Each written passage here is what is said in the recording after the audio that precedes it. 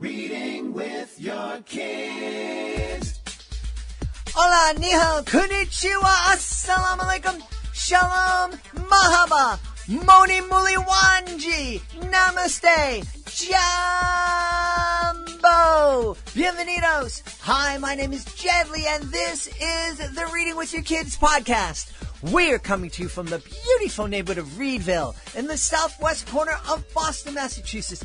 Thank you so much in helping us achieve our mission to help families grow closer together through reading. We want you to be with us for every episode, so please be sure to subscribe to the show on the iHeartRadio app, Spotify, Amazon Music, Apple Podcasts, wherever you find your podcast. Our guest today is Laura Perdew. She is here to celebrate the Fort. Hey, before our guest comes in, we gave a sneak preview of the Solve It for Kids podcast here on Reading with Your Kids, and it was so popular, it's like spun off. It spun off into its own thing. And my buddy, our dean of all things STEM and STEAM, Jennifer Swanson, is here to tell us a little bit about what's going on with this great new podcast. Hey, Jennifer, what's up? Hi, Jed. Oh, I am so excited about our new podcast. We've been getting some great reviews. Everybody wants to find out what's going on and meet and listen to some of our scientists and engineers. We have done how do you map an underwater forest? Yeah. We have done how do you cut a person in half safely, of course. Yep. Mm-hmm. We have talked about improving your connection with water by going on a water walk, and we have watched Vanessa Brantley Newton create illustrations that come to life. I took a water walk with my amazing niece. We had such a great time. I didn't fall into the water, but it was really, really fun. And I love the fact that all of our guests are giving our wonderful listeners challenges, really fun challenges that they can do together as a family. And that's so cool. Hey, tell everybody where they can find Solve It for Kids, because it's not on the Reading with Your Kids podcast. It's its own thing. So please, if you want to keep listening, go over to iTunes and Apple Podcasts and subscribe. And you can download all 4 of the first episodes that we have, plus listen to all the new ones we have coming out. You can also find on Stitcher Radio and, of course, through our website, solveitforkids.com. Jennifer, thanks so much. Thanks for letting me be part of this awesome, awesome, awesome podcast. Well, we make a great STEM team, don't you think? Absolutely, absolutely. All right, join us over at solveitforkids.com. Joining us right now from the beautiful state of Colorado, our guest has published dozens and dozens of non-fiction books. She's here to celebrate the publication of her first fiction book. It is called The Fort. Please welcome to the show, Laura Perdew. Laura, how are you? I am great. Thank you for having me today. I'm really excited to have you on and excited to talk about The Fort. As I was preparing this, I had so many great memories of building forts when I was a kid. And it seemed like we built forts everywhere, in the snow, in the woods, in the living room with pillows. What a great universal activity for kids. I agree, and especially during the time that we're living in the pandemic. Building forts, you can do that inside, you can do that outside. We're in wintertime, lots of snow, and forts are wonderful things for a lot of reasons, and they can take you on all kinds of adventures if you just let your imagination free. Yeah. So what is it, what adventures are we going to experience in the fort? Well, in this particular book, there is a prince who thinks that the fort is his castle, his royal castle, and he's preparing to have a royal feast with all of his friends and music and all that good stuff, and he's imagining all of this. But at the same time, there's a little girl who uses this fort as her pirate ship, and she imagines taking this fort on the high seas in search of buried treasure. And so she imagines this swashbuckling voyage. And but then, of course, one day they run across each other in the story, and there's a little bit of a standoff. Yes, indeed. I love this premise. And that's one of the beauties of a fort. It can be anything. It's, like in most cases, if it's built in the living room, it's, a couple of pillows from the couch and a blanket. But with the power of our kids' imagination, that can become a castle or a pirate ship or a spaceship. That's right. And, I've talked to a bunch of kids about this, the fort, and, asked them what compromise might they have made at the end, because these two kids at the end of the story have to make a compromise. And I've gotten all kinds of amazing answers from kids, things that I hadn't even thought of. Like, one kid said he wanted to time travel and let's get past this pandemic. And then, somebody else said they missed just traveling in general. So they wanted to go someplace that they weren't able to travel to. It could be a school, a restaurant, a gondola. The answers have been, surprising and fun at every turn. I mentioned at the top of the show that you've published dozens of nonfiction work, that The Fort, is your first published work of fiction. Why did you decide to move into fiction after having so much success as a nonfiction writer? Well, the answer is I started in this genre. This book, The Fort, was actually written in 2007. And that's when I had really started. I had started writing before my kids were born in 2006. But then when I was at home with them, I used nap time as a time to write, and I was writing exclusively fiction for kids. And books weren't selling. I was getting positive feedback, and I was doing a lot of workshops. I was going to conferences.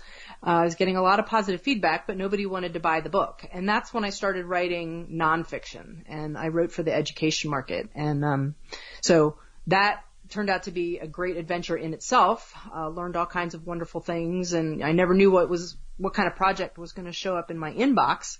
But I kept writing the fiction. So I guess the answer is I started with fiction, and I sort of was doing both for a long time, and now I'm still doing both. Oh, cool. And do you have a preference at the moment? You know what? I don't. I geek out about the natural world, which is one of the things I like about this book, The Fort, is that the kids are outside and they're using their imaginations. So that's powerful to me, kids doing that. But I enjoy doing both because it uses different parts of my brain. With The Fort, I could make up everything. But when I'm doing nonfiction, I have to be very diligent. I mean, there's a lot of parts of that you can make up too, and you have to decide on your voice and your hook and all of those, your angle, all those things. But it's just a different part of my brain. And so it's actually nice to do both at the same time. Yeah. I'm wondering, what was it that inspired you to write The Fort and to create this particular book? I have always been, like many kids, fascinated by forts. I was the kid who dug the endless tunnels in the snow. I was the kid who always wanted a treehouse. No, I never got a treehouse, but I always wanted one. Just fascinated by that. And then when my own kids came along, I started thinking about that again. And I was surrounded by children, mine and others, and the idea just kind of came to me. And I was also a teacher, and so this idea of this universal idea of compromise and children's imagination seemed like a powerful combination to me. Yeah. And so, isn't it amazing that I was sharing with Laura that we had 18 inches of snow the other day here in Boston, and of course, when you shovel the streets in the driveway, you get some snowbanks that can be 3 or 4 feet high, and just digging a hole into that into that snowbank, it's a fort. It becomes a fort, and it unleashes just waves and waves of imagination. It really is fascinating. It is fascinating, and I think it's also a great way to just get kids outside and sort of I'm a big fan of being away from technology too. And so, unleash that imagination, and you can go anywhere. You can create any adventure. It's interesting that you say that, because, one of the things we marvel about technology is that it can take us all around the world, and we can speak to people instantly on the other side of the world. And we can see live streams of, folks in Australia or China or India. But it kind of limits our own imagination, and just that fort, that hole in the snow, it just frees us in so many powerful ways. It does, and it's unlimited. Technology is an amazing thing, and especially during this pandemic, it has been incredibly helpful and incredibly wonderful. But there are limitations to it, and there's just something magical about watching kids or being a kid, and just going wherever the moment takes you, wherever your imagination takes you. Yeah. I think that's part of the key is technology. It does so much for us. It almost kind of disables our imagination in some ways. A when we're in that hole in the snow, it's up to us. Nothing happens unless we put energy into it. Exactly. And, as a mom, I would like to just unplug completely, but that isn't the reality in our world today. But I think there's a balance that really needs to be had, especially for kids, and especially for kids who are learning online right now, right? Go outside, play, find a fort, dig a hole, find worms, look at the birds, ride your bike, whatever you need to do. But there's a balance in there. Yeah, all of those things that you're speaking about, they're bring back such great memories to me. But as I travel around the country performing at schools prior to the pandemic, of course, you don't see that often. You very rarely see kids, riding their bikes free. You don't see kids outside in playgrounds unless they're with a school group or an after-school program. And I think that's such a shame. It is a shame. And as a teacher, so I taught for a long time before my kids came along. And, we would get back from a break or a weekend and I'd be like, oh, what did you do today? Or what did you do over the break? I'm like, oh, I played video games. I'm like, well, what else did you do? Well, I played video games. And I'm like, no, and so, that's a little bit heartbreaking to me, and I can't control that. But with my own kids, we've tried to teach them this balance. Now as they get older, that's getting harder. But, we do live in Colorado, and the state is a playground, really. And so they grew up in the woods, tromping around, we'd hike, we'd camp from the time that they could, trying to just appreciate all that is unplugged. Yeah. Our natural world is an amazing place. It really is. It really is. As I was on your website looking at all the amazing books that you've written, one of them caught my eye, and that was the information literacy. And since we've spent so much time encouraging parents to unplug, right, what are some of the things that you shared in that book that is important for parents and for kids to understand? I think for me, as an author and an adult and a parent, the takeaway was that literacy has changed.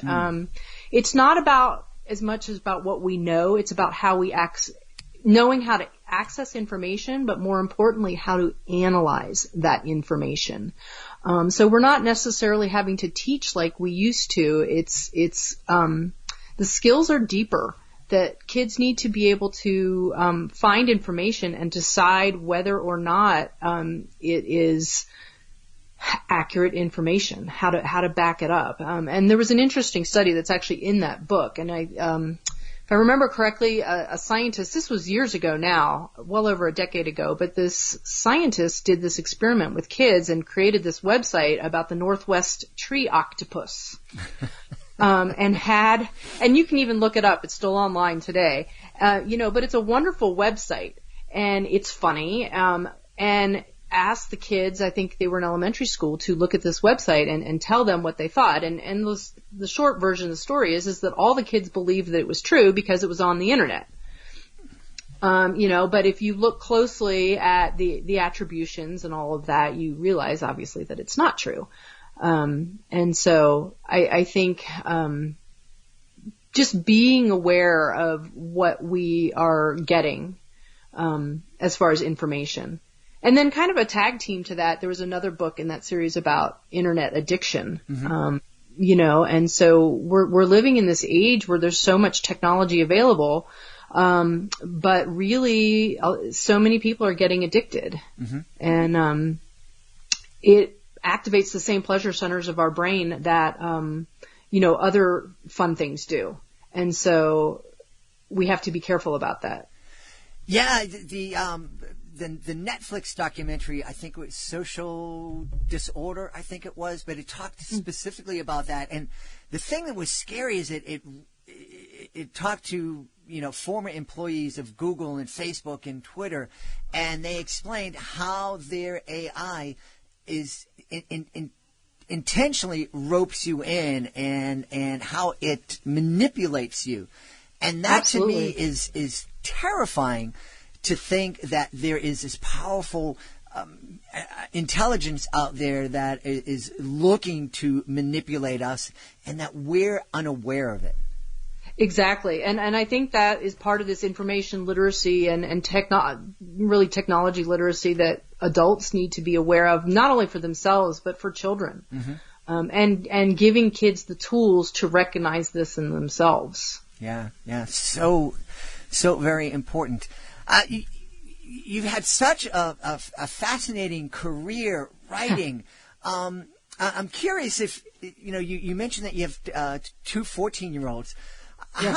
How can parents encourage their kids to explore writing and communicating and finding their own voice, even if it's not necessarily going to grow up to be a writer, but just helping kids find their voice so that they can learn how to communicate their ideas, and not only be able to discern what is true and what is accurate, but also be able to share their opinions with the world.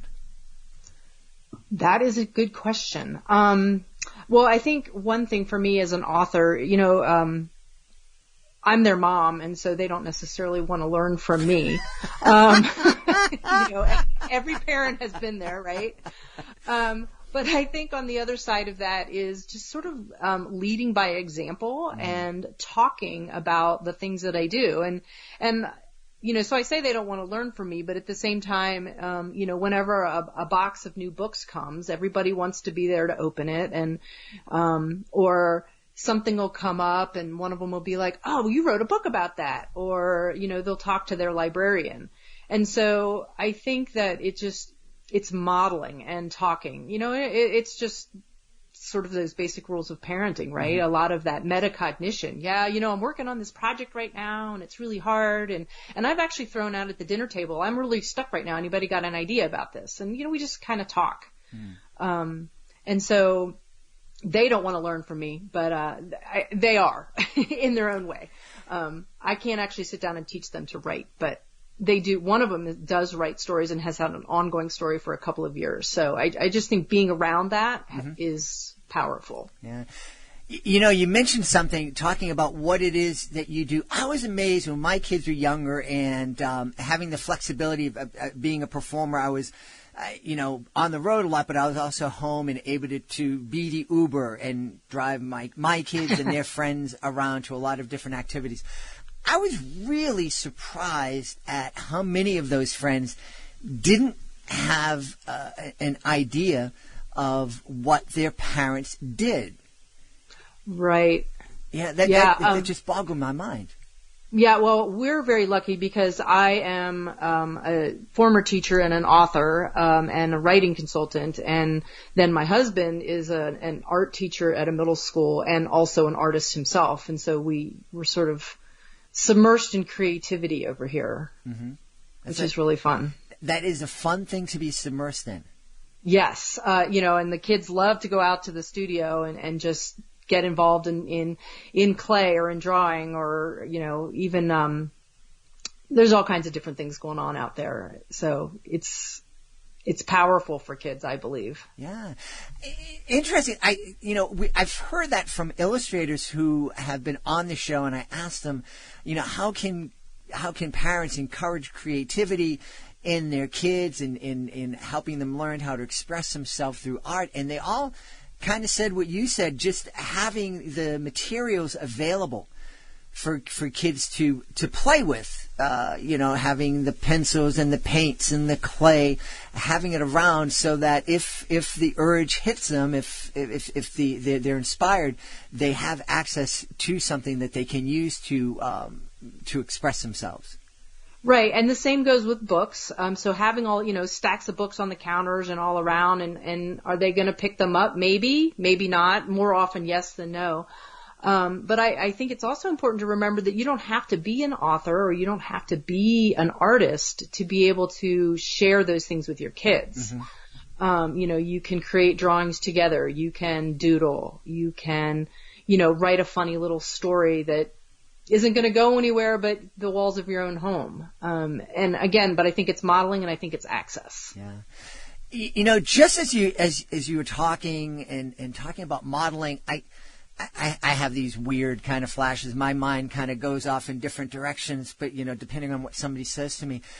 But I was just thinking about all the kids who have been locked down alone and their only buddies in the house were their parents. And I'm thinking about all the parents out there that the only one who could be there to help that kid build a fort was one of the parents.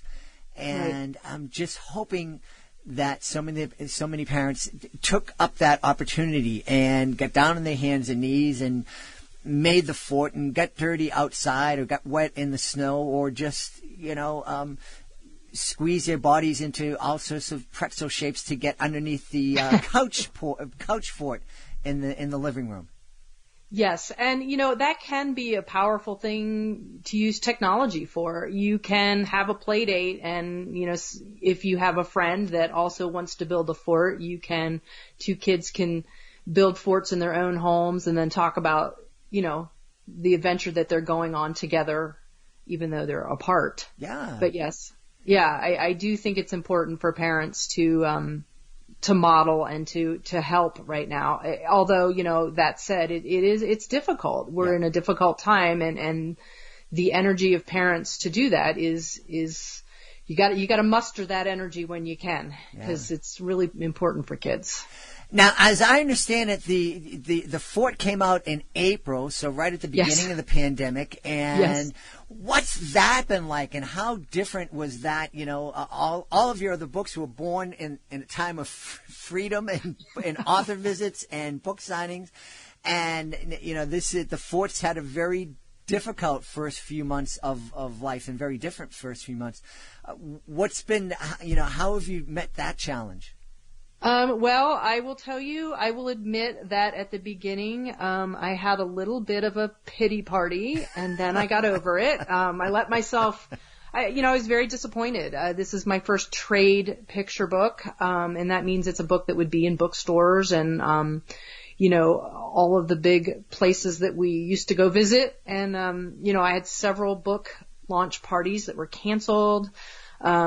But then I rallied and luckily Page Street, the publisher, was really great about marketing and they kept coming back to me saying, do you want to do this? Do you want to do this? And basically I had to, here we're talking about all this technology, but I had to embrace the technology. I'm not a big tech person, but I know how to do a lot of things right now that I didn't know how to do in March. And I did some Instagram posts and some videos, and then I've also done a lot of virtual visits. Mm-hmm. And then in my own community, I went out and I put the book with a little note in a bunch of little libraries. Just sort of had my own little launching the book out into the world on my own kind of thing, and so. Not all bad. Yeah, just embracing. I was, my wife is just above the studio here. She is teaching her class virtually at the moment, and like you, back in March, when our mayor said that school was going to close and we're all going online, my wife turned to me and said, "What in the world is Zoom, and how am I going to use it?" Well, I vividly remember my first Zoom call. I was testing it out with friends, and none of us knew what to do. Mm-hmm. right? And I will say that one of the, you asked about launching this book. One of my favorite things was a second grade teacher in, North Carolina reached out to me and she said, we're trying to focus on a theme every week. And in May, our theme is forts.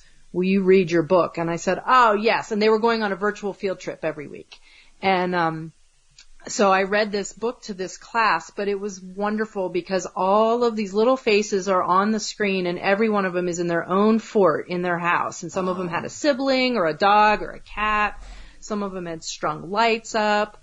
And that was very uplifting for me as an author to see all of that.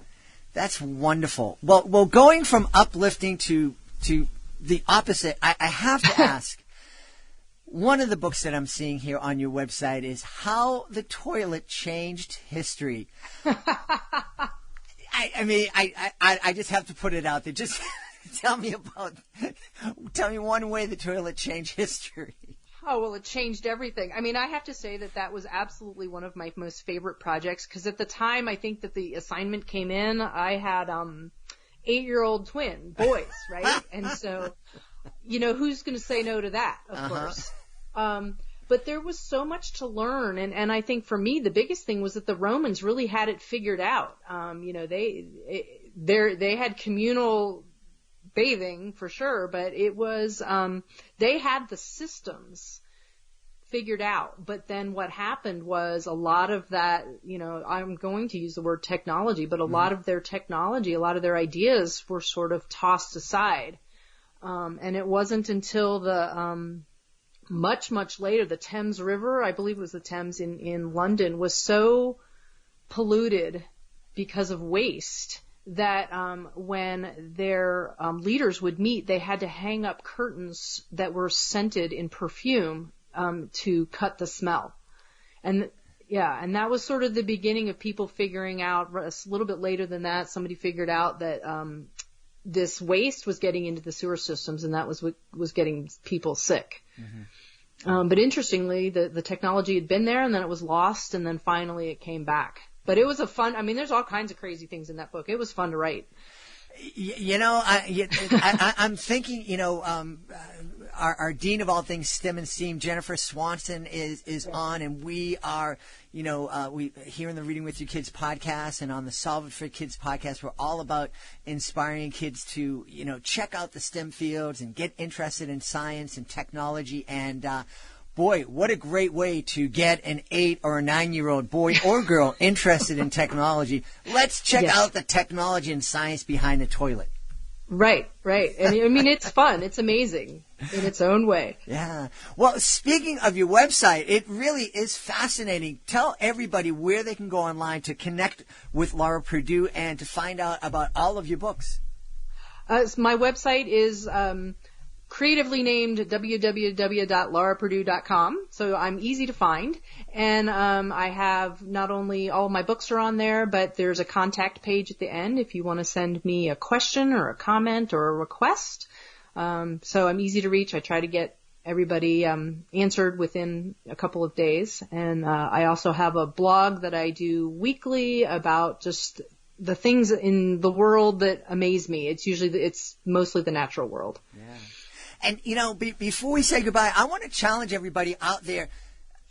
If your kids have built a fort recently, if you have some great pictures of you and your kids in a fort or your kids in a fort, whether it's a snow fort or out in the woods or just that couch fort in the living room, take a picture, tag us on social media. We'd love to see it and comment on it. Absolutely, yes. I always encourage kids to do that. And another thing I like to encourage kids to do talk about writing. If you read the book and you read the ending, rewrite the ending for me. How would you rewrite the ending? So these two kids come up with a solution, but what would your solution maybe have been? Awesome. We've had a great time talking about The Fort, the first published fiction book from our guest, Laura Perdew. Laura, thank you so much for being with us today. Yes, Jed, thank you so much. I really appreciate the opportunity to share this with everybody.